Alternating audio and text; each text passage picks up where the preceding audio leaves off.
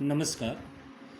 आज की क्लास का अपना जो टॉपिक है वो है 5.3 यूनिट 5 का तीसरा पार्ट जो है वो है H2 liberation and O2 absorption mechanism of electrochemical corrosion. यानी विद्युत रासायनिक संक्षारण में हाइड्रोजन का निष्कासन और ऑक्सीजन का अवशोषण की क्रियाविधि। यानी कि इलेक्ट्रोकेमिकल कोरोजन जो होता है उस इलेक्ट्रोकेमिकल कोरोजन के अंदर जो रासायनिक अभिक्रियाएं होती हैं उन रासायनिक अभिक्रियाओं में दो मुख्य बात होती है। तो दो मुख्य बात क्या होती है? एक तो हाइड्रोजन का निष्कासन होता है, रासायनिक अभिक्रिया होती है तो हाइड्रोजन का निष्कासन होता है। तो लिबरेशन ऑफ H2 हाइड्रोजन का निष्कासन कैसे होता है। दूसरा O2 का एब्जॉर्प्शन होता है, ऑक्सीजन का अवशोषण होता है। तो ऑक्सीजन का अवशोषण कैसे होता है, कहाँ होता है, किसके साथ होता है, इसके बारे में विस्तृत से अध्ययन करेंगे।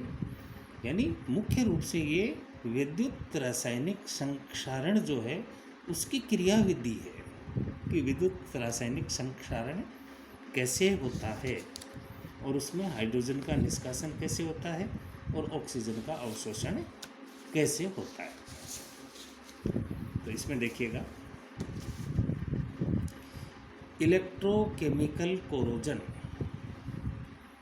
वेट और इलेक्ट्रोकेमिकल कोरोजन। इलेक्ट्रोकेमिकल कोरोजन है वो वेट कोरोजन की श्रेणी में आता है। वेट कोरोजन का मतलब है कि नम संक्षारण। नम संक्षारण का मतलब है कि विलयन की उपस्थिति में यह है संक्षारण होता है। अब यहाँ पर देखिएगा, आर्द्र या विद्युत रासायनिक संक्षारण कहते हैं इसको। अब देखिएगा, विद्युत रासायनिक संक्षारण, इलेक्ट्रोकेमिकल कोरोजन। विद्युत मीन्स धारा प्रवाह, रासायनिक मीन्स रासायनिक क्रिया। जो कौन सी रासायनिक क्रिया कौन सी हो रही है? यहाँ पर मेटल का पार्शियल ऑक्सीडेशन हो रहा है जिसको अपन यहाँ पर कह रहे हैं कोरोजन या संक्षारण। तो यहाँ पर इसको परिभाषित कैसे करेंगे? विलयन में विद्युत धारा प्रवाह होने पर रासायनिक अभिक्रिया होती है और रासायनिक अभिक्रिया द्वारा संक्षारण होता है, इसलिए इसको कहते हैं इलेक्ट्रोकेमिकल कोरोजन। संक्षारण की वह प्रक्रिया जो विलयन में धारा प्रवाह के कारण होती है वो कहलाता है विद्युत रासायनिक संक्षारण। धारा प्रवाह, विलयन के अंदर धारा प्रवाह करने पर होने वाला संक्षारण जो है वो विद्युत रासायनिक संक्षारण कहलाता है। यानी धारा प्रवाह होगी तभी रासायनिक अभिक्रिया होगी, उस रासायनिक अभिक्रिया में धातु का ऑक्सीकरण होगा, तो इसको कहेंगे विद्युत रासायनिक संक्षारण। अब यहाँ पर देखिएगा, विद्युत रासायनिक जो संक्षारण हो रहा है वो किस तरह हो रहा है? इस तरह से देखिएगा, ये इस तरह से, ये दो इलेक्ट्रोड हैं, दो अलग अलग चैम्बर हैं। जिस धातु का इलेक्ट्रोड होता है उसी धातु का लवण का जलीय विलयन उसमें भरा हुआ होता है। जैसे यहाँ पर जिंक धातु है, जिंक धातु का इलेक्ट्रोड है तो यहाँ पर जिंक सल्फेट का जलीय विलयन इसके अंदर भरा हुआ होता है। दूसरा इलेक्ट्रोड कॉपर का है, तो कॉपर का इलेक्ट्रोड है तो कॉपर के लवण का जलीय विलयन, जैसे कॉपर सल्फेट सॉल्यूशन का जलीय विलयन यहाँ भरा हुआ होता है और इसमें यहाँ पर ये एक दूसरे से जुड़े हुए हैं और ये बैटरी, ये धारा प्रवाह हो रही है। तो यहाँ पर जो धातु विलयन, धातु के लवण के विलयन के अंदर डूबी हुई है, धारा प्रवाह पर उस पर ऑक्सीकरण होता है, इसलिए इसको कहते हैं इलेक्ट्रोकेमिकल कोरोजन। धातु विलयन में डूबी हुई है और संक्षारण हो रहा है, इसका मतलब नम संक्षारण है। और धारा प्रवाह होने पर ही यह संक्षारण होता है, इसलिए इसको कहते हैं इलेक्ट्रोकेमिकल कोरोजन। अब जब इलेक्ट्रोकेमिकल कोरोजन होता है तो रासायनिक अभिक्रिया होती है। रासायनिक अभिक्रिया कौन सी होती है, देखिएगा यहाँ पर दो इलेक्ट्रोड बने हैं, दो धातुओं के दो इलेक्ट्रोड हैं, एक एनोड है और एक कैथोड है। तो जो एनोड है उस पर होने वाली अभिक्रिया को कहते हैं एनोडीय अभिक्रिया या एनोडिक रिएक्शन। जो अभिक्रिया धारा प्रवाह पर एनोड पर होती है उसे एनोडिक रिएक्शन या एनोडीय अभिक्रिया कहते हैं। एनोड पर कौन सी अभिक्रिया होती है? एनोड पर ऑक्सीकरण अभिक्रिया होती है। ऑक्सीकरण अभिक्रिया कैसे होती है? जिस धातु का एनोड बना हुआ है वह धातु इलेक्ट्रॉन का त्याग करती है, और इलेक्ट्रॉन का जैसे ही वह धातु त्याग करेगी तो वो धातु किस में बदल जाएगी? धातु के केटायन में बदल जाती है, धातु का धनायन बनता है।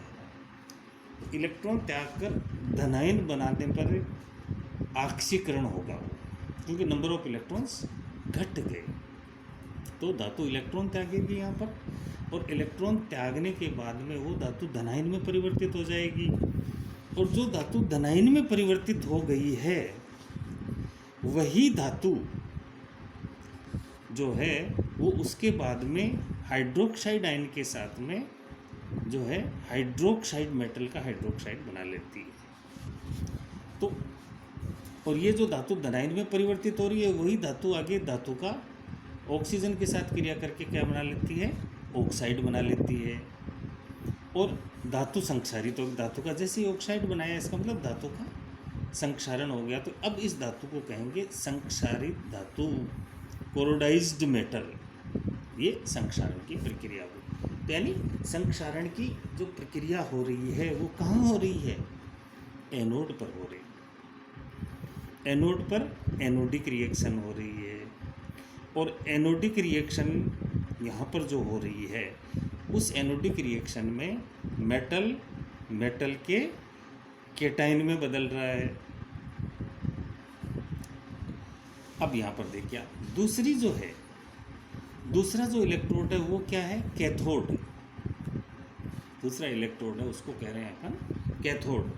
कैथोड पर जो रासायनिक अभिक्रिया होती है धारा प्रवाह के समय उसको कहते हैं कैथोडीय अभिक्रिया या कैथोडिक रिएक्शंस।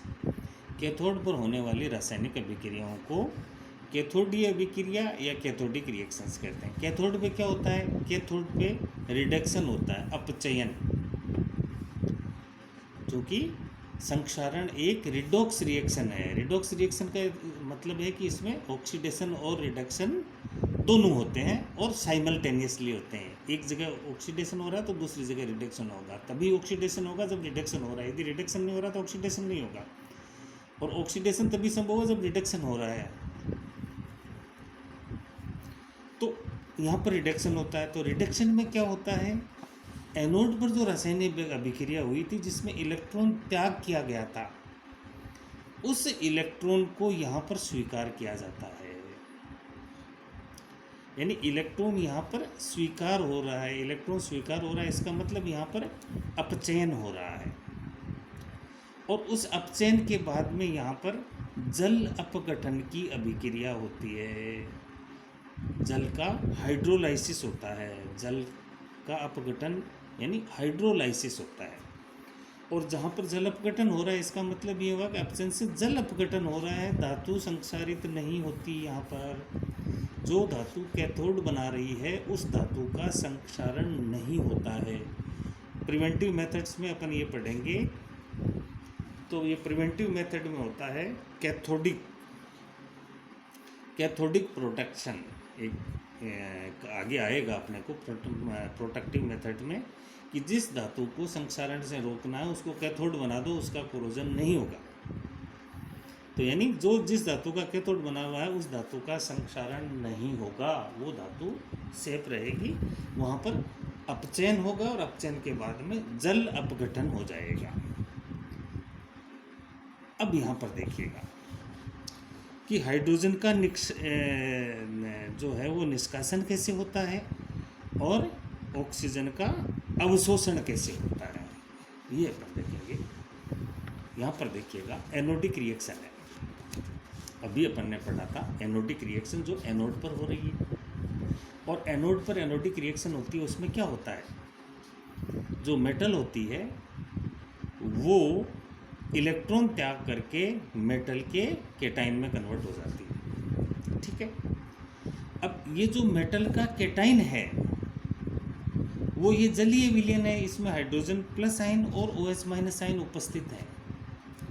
तो ये मेटल का केटाइन दो OH माइनस आयंस के साथ में मिलकर के मेटल का हाइड्रोक्साइड बना लेता है, MOH होल ट्वाइस, मेटल का हाइड्रोक्साइड बना लिया।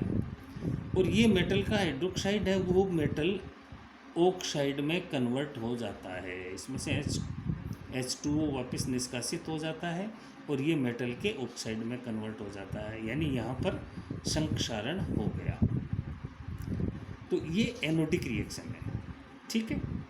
अब देखिएगा कैथोडिक रिएक्शन होती है, जिसमें कैथोडिक रिएक्शन होती है, इसमें दो टाइप होती है कैथोडिक रिएक्शंस में। यहाँ पर क्या होगा, जैसे हाइड्रोजन का बनना, हाइड्रोजन कैसे बनती है, हाइड्रोजन का बनना या हाइड्रोजन का लिबरेशन होना कैसे होता है। हाइड्रोजन का लिबरेशन देखिएगा कि एनोडिक रिएक्शन में मेटल ने इलेक्ट्रॉन का त्याग किया और जलीय विलयन में H+ आयंस पहले से ही प्रेजेंट हैं। तो जैसे ये दो इलेक्ट्रॉन हैं, दो H+ आयंस जो हैं वो इन दोनों इलेक्ट्रॉन को ग्रहण कर लेंगे, दो इलेक्ट्रॉन दो H+ आयंस को ग्रहण कर लेंगे। अब जैसे ही दो H+ आयंस को उन्होंने ग्रहण किया, ग्रहण करने के बाद में वो क्या बनाएंगे, हाइड्रोजन गैस बनाएंगे और उस हाइड्रोजन गैस का लिबरेशन हो जाएगा। यानी हाइड्रोजन के दो केटाइन दो इलेक्ट्रॉन को स्वीकार कर रहे हैं, तो इनका आवेश शून्य हो गया और H2 गैस बन गई, रिडक्शन हो गया, H2 गैस बन गई। यहाँ पर हाइड्रोजन का लिबरेशन हो रहा है, हाइड्रोजन का निष्कासन हो रहा है, यहाँ पर हाइड्रोजन का ये जो है निष्कासन होता है। तो liberation of hydrogen electrochemical reaction में कैथोडिक रिएक्शन पर होता है और इस तरह से होता है, ठीक है। अब देखिएगा लिबरेशन यहाँ हाइड्रोजन का तो हो गया। अब ऑक्सीजन का अवशोषण, एब्जॉर्प्शन ऑफ ऑक्सीजन, ऑक्सीजन का अवशोषण कैसे होता है, जो सेकंड स्टेज होती है, दूसरी रिएक्शन जो होती है उसके अंदर देखिएगा जो लवण का विलयन है वो जलीय विलयन है, तो यहाँ H2O है, ठीक है, और ऑक्सीजन गैस भी है। तो H2O के साथ में हाफ O2 मीन्स O, ये जो है ये रासायनिक अभिक्रिया करता है और रासायनिक अभिक्रिया करता है तो यहाँ पर क्या है कि ये दो इलेक्ट्रॉन को ग्रहण कर रहा है, दो इलेक्ट्रॉन को ग्रहण कर रहा है। तो उस स्थिति में यहाँ पर देखो ऑक्सीजन है वो अवशोषित हो रही है इसके साथ में और 2 OH माइनस आयंस बन गए, 2 OH माइनस आयंस बन गए, तो 2 OH माइनस आयंस हो गए। तो एक तो O ऑक्सीजन है H2O का है और एक हाफ O2 का O है, एक O यहाँ है एक O यहाँ है, 2 H2 है, दो इलेक्ट्रॉनों को इन्होंने ग्रहण किया, उसके बाद में 2 OH माइनस आयंस बन गए। तो यहाँ पर देखिएगा ऑक्सीजन जो थी उस ऑक्सीजन का अवशोषण हो रहा है, यहाँ पर ऑक्सीजन का अवशोषण हो रहा है। तो जो सिलेबस में दे रखा है liberation of hydrogen and absorption of oxygen, तो ये जो है वो एनोडिक और कैथोडिक रिएक्शन दोनों अभिक्रियाएं होने की वजह से कैथोडिक रिएक्शन में दो टाइप की अभिक्रियाएं होती है। उन दो टाइप में एक अभिक्रिया में हाइड्रोजन बनती है और दूसरी अभिक्रिया के अंदर ऑक्सीजन का इस तरह से अवशोषण होता है और OH माइनस आयंस बनते हैं। ठीक है, तो इस तरह से इलेक्ट्रोकेमिकल कोरोजन के अंदर हाइड्रोजन का निष्कासन और ऑक्सीजन का अवशोषण होता है। Thank you.